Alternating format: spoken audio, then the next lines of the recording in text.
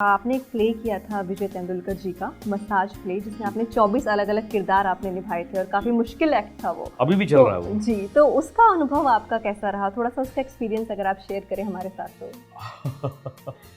वो एक विजय तेंदुलकर साहब मराठी के बहुत नामचीन राइटर हैं, बल्कि मैं कहूँगा वर्ल्ड क्लास राइटर हैं। उनकी पूरी दुनिया में उनके प्ले मंचित किए जाते हैं। कई नाटक तो उनके ऐसे हैं जिन्होंने एक ज़माने में अपने टाइम पे शहर बंद करवा दिए थे because of their controversial content. तो इतने वो सोशली रेलेवेंट वो राइटर हैं।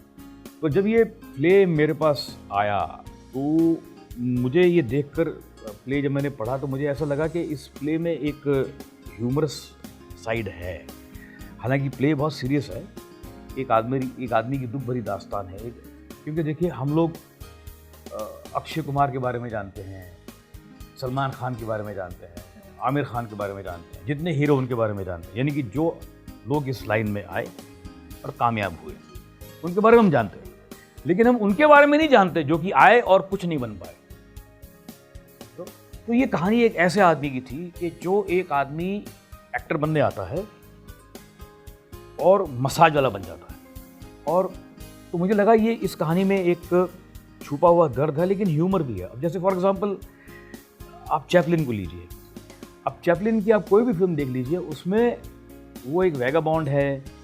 चैपलिन एक बेचारा है जिसके साथ अत्याचार होते हैं, लेकिन उसमें तो ह्यूमर निकलता है, तो पैथोस जिसको बोलते हैं। तो मुझे लगा इस प्ले की फ्लिप साइड जो है, अगर मैं उसको इस्तेमाल करूँगा तो शायद ह्यूमर निकलेगा।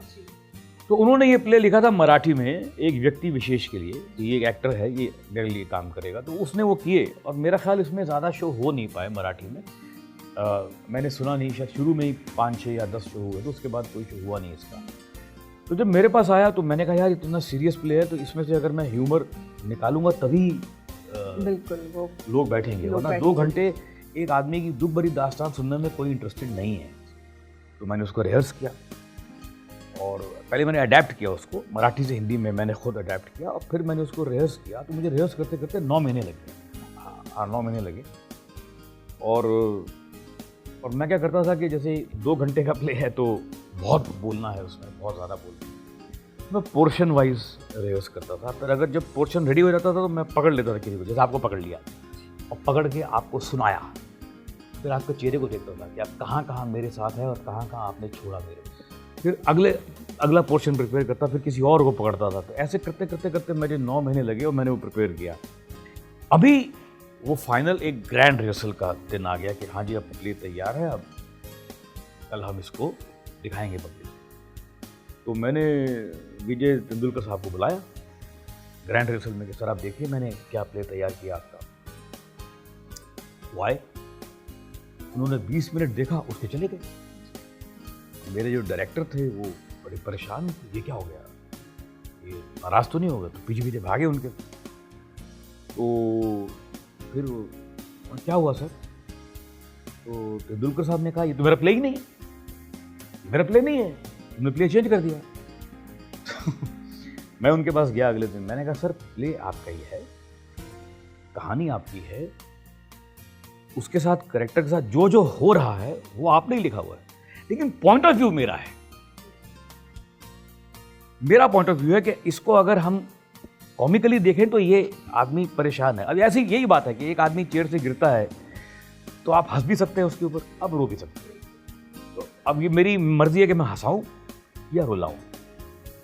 तो उन्होंने कहा कोई बात नहीं, अब तुमने इतनी मेहनत की है राकेश, तो इसके कुछ शोज करो, फिर देखते हैं। अब शोज होने शुरू हुए तो लोगों को पसंद आना शुरू हुआ, रिव्यूज़ मिलने शुरू हुए। कई पेपरों ने, किसी ने 4 स्टार दिए, किसी ने 3 स्टार दिए, किसी ने 5 स्टार दिए और बड़े अच्छे रिव्यूज़ मिले और लोग बिल्कुल सब शोज़ मेरे तकरीबन फुल जाने लगे। तो फिर उन्होंने एक दिन फिर मुझे बुलाया और बहुत खुश हुए। तो बोले आई एम वेरी हैप्पी कि आपने ऐसा प्ले किया।